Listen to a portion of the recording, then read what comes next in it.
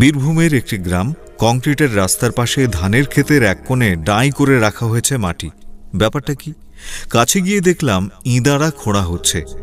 সেখানে জল ধরে রেখে চাষের জমিতে সে জল দেওয়া হবে। পাম্প চালিয়ে ভূগর্ভের জল তোলা বন্ধ করে দেওয়াই এর একমাত্র উদ্দেশ্য, অর্থাৎ ভূগর্ভের জলস্তরকে স্থিতিশীল রাখা। গরম পড়তে না পড়তেই ওই গ্রামের পুকুরগুলি একের পর এক শুকিয়ে যায়। জলের জন্য বহুদূর যেতে হয় গ্রামের বৌঝিদের। সেই জন্যেই ওই কুয়ো খোঁড়ার পরিকল্পনা। কিন্তু দেখা গেল ওই কুয়োতেও উঠল না একটুও জল। পাশের ফুটি ফাটা জমির মতোই কুয়োর নিচের জমিও ফেটে চৌচির। শুধু বীরভূমের ওই গ্রামটিই নয়, এটাই যে পৃথিবীর বড় একটা অংশের মাটির তলার ছবি। জল পাই কোথায়? শুনছেন বিশ্ব জল দিবস উপলক্ষে একটি বিশেষ রচনা, শিরোনাম জল পাই কোথায় বলতে পারেন? লিখেছেন দেবদূত ঘোষ ঠাকুর, পড়ে শোনাচ্ছে বিশ্বনাথ আচার্য। কোথাও জল শুকিয়ে মাটির তলা শূন্য, কলসিও শূন্য।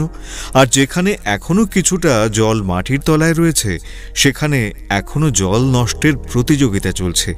কিভাবে? বিশ্বের 92টি দেশের 1100 জল গবেষক, যাঁরা মূলত ভূগর্ভের জল ও পরিশুদ্ধ জল সরবরাহ নিয়ে কাজ করেন, বছর চারেক আগে এক বিবৃতিতে জানিয়েছিলেন, বিশ্বের যেখানে যেখানে এখনও যথেষ্ট পরিমাণ ভূগর্ভস্থ জল সঞ্চিত রয়েছে, সেখানে প্রতিদিন এত বেশি পরিমাণ জল তোলা হচ্ছে, ফল হচ্ছে মারাত্মক। ভূগর্ভস্থ জলের ভাণ্ডারে টান পড়ছে, তেমনি সব মানুষের কাছে পরিশুদ্ধ জল পৌঁছে দেওয়াটা কঠিন হয়ে পড়ছে। পাশাপাশি বাড়ছে ভূগর্ভস্থ জলের দূষণও। এই বিবৃতিতে গবেষকরা মনে করিয়ে দিয়েছিলেন, বিশ্বের পানযোগ্য জলের 99% যোগান দেয় ভূগর্ভে সঞ্চিত থাকায় জল। সেই জলের ভাণ্ডারে টান পড়লে কিংবা তা দূষিত হতে থাকলে যেমন বাস্তুতন্ত্রের উপরে প্রতিকূল প্রভাব পড়বে, তেমনি ধাক্কা খাবে জনস্বাস্থ্য আন্দোলন। ভারতের ক্ষেত্রে এই বিবৃতি কতটা প্রাসঙ্গিক? বিবৃতিতে সই করা জল গবেষকদের একজন হলেন খড়গপুর আইআইটির ভূপদার্থবিদ্যার এক অধ্যাপক।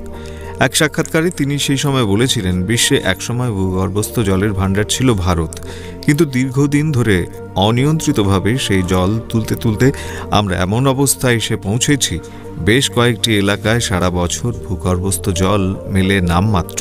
প্রাচুর্য থেকে এখন সেখানে খরা। ভারতের ভূগর্ভস্থ জলের অবস্থাটা এখন কেমন তার পরিষ্কার চিত্র তুলে ধরা হয়েছে proceedings of Indian national academy of science জার্নালে প্রকাশিত একটি গবেষণাপত্রে। সেই গবেষণাপত্রে বলা হয়েছিল, বিশ্বের স্থলভূমির মাত্র 2% ভারতে থাকলেও বিশ্বের জনসংখ্যার 1/5 হল ভারতের জনসংখ্যা। তাই ভূগর্ভস্থ জলের উপরে চাপ এখানে স্বাভাবিক নিয়মেই বেশি। ভারতে যে পরিমাণ জল ভূগর্ভ থেকে তোলা হয়, তার পরিমাণ চীন এবং আমেরিকায় তোলা ভূগর্ভের জলের মিলিত পরিমাণের চেয়ে বেশি। একটি রিপোর্ট উদ্ধৃত করে এই নিবন্ধে বলা হয়েছে, 2011 সালে বিশ্বে ভূগর্ভ থেকে যত জল তোলা হয়েছে তার 25% তোলা হয়েছে ভারতে।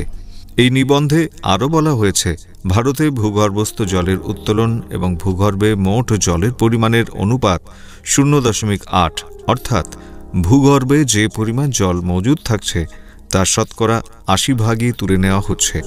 নাসা এবং জার্মানির অ্যারোস্পেস সেন্টারের এক যৌথ সমীক্ষার রিপোর্ট অনুযায়ী ভারতে ভূগর্ভস্থ জল হ্রাসের অন্যতম কারণ কৃষিক্ষেত্র এবং দৈনন্দিন কাজকর্মে জলের যথেচ্ছ ব্যবহার।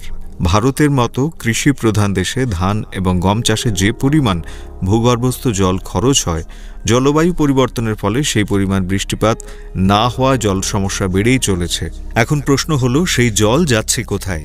বিভিন্ন গবেষণা সূত্র ধরে আইআইটি খড়গপুরের গবেষকরা জানাচ্ছেন, বিশ্বে সেচযুক্ত এবং কৃষি জমি রয়েছে তার 30% ভারতে। সেচের জলের একটা বড় অংশ আসছে ভূগর্ভের জলের ভাণ্ডার থেকে। এর পাশাপাশি সারা দেশে যে পরিশ্রুত পানীয় জল সরবরাহ করা হয় তার 70% আসে ভূগর্ভ থেকে। পরিস্থিতি আরও খারাপ হচ্ছে নিকাশি জল ভূগর্ভের জলের সঙ্গে মিশে যাওয়ায়। এছাড়া রয়েছে ভূতাত্ত্বিক কারণে আর্সেনিক এবং ফ্লুরাইড পানীয় জলের সঙ্গে মিশে যাওয়ায়। ভূগর্ভের জল যত তোলা হচ্ছে, আর্সেনিক ও ফ্লুরাইড পানীয় জলে মিশে যাওয়ার প্রবণতা তত বাড়ছে। তবে এখন উপায়?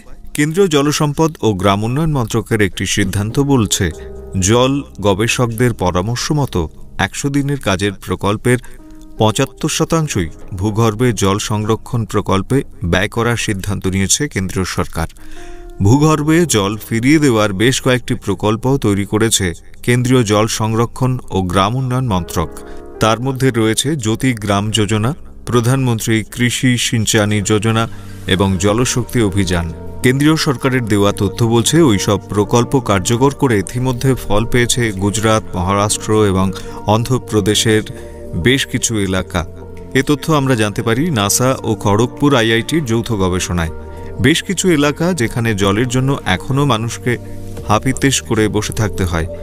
এইভাবে ভূগর্ভে জল ফিরিয়ে দেওয়ার কাজ সর্বত্র যে সমানভাবে হচ্ছে তা অবশ্য নয়, স্বীকার করে নিয়েছেন গ্রাম উন্নয়ন মন্ত্রকের কর্তারা। তবে জল গবেষকরা অনেকেই প্রশ্ন তুলেছেন, জলশক্তি অভিযানের মতো কেন্দ্রীয় প্রকল্পগুলির বৈজ্ঞানিক ভিত্তি কতটা? বিশেষজ্ঞদের সঙ্গে কথা বলে প্রকল্পগুলি তৈরি করা হয়েছে কিনা সে প্রশ্ন উঠেছে। আইআইটি খড়গপুরের এক জল বিজ্ঞানী বলছেন, যেভাবে প্রকল্পগুলি তৈরি করা হয়েছে তাতে অদূর ভবিষ্যতে মাটিতে লবণের ভাগ যেমন বাড়ার আশঙ্কা থাকছে, তেমনি বেশ কিছু এলাকায় অকাল প্লাবনেরও আশঙ্কা থাকছে। জল বিশেষজ্ঞদের পরামর্শ মতো এলাকা ভিত্তিক সমীক্ষা করে প্রতিটি এলাকার জন্য প্রকল্প রূপায়ণের আলাদা করে প্রযুক্তি তৈরি করার প্রয়োজন ছিল বলে মনে করছেন অনেকেই। কোথায় দাঁড়িয়ে পশ্চিমবঙ্গ? পশ্চিমবঙ্গে অবশ্য গুজরাট, মহারাষ্ট্র, অন্ধ্রপ্রদেশের মতো ভূগর্ভে জল ফেরত পাঠানোর প্রকল্পগুলো এখনও ঢালাওভাবে কার্যকর হওয়া শুরু হয়নি।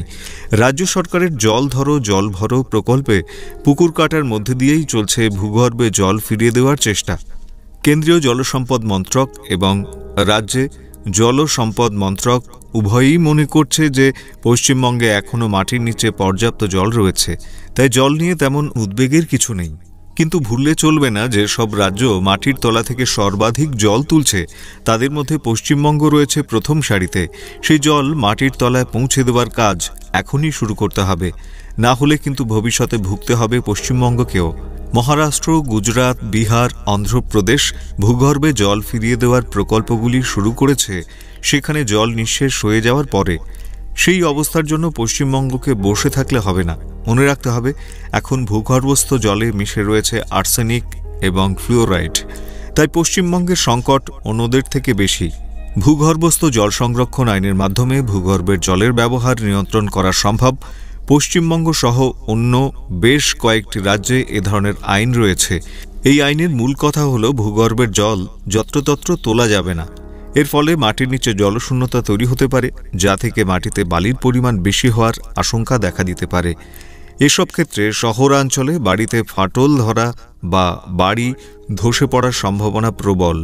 গ্রামাঞ্চলে সেচের প্রয়োজনে অনেকেই শ্যালো টিউবওয়েলের ব্যবহার করেন। অতিরিক্ত ফসল উৎপাদনের জন্য সেচের প্রয়োজনীয়তা অনস্বীকার্য, কিন্তু তার জন্য ভূগর্ভস্থ জলের ভারসাম্য নষ্ট হয়ে গেলে বিপদ বাড়তে পারে।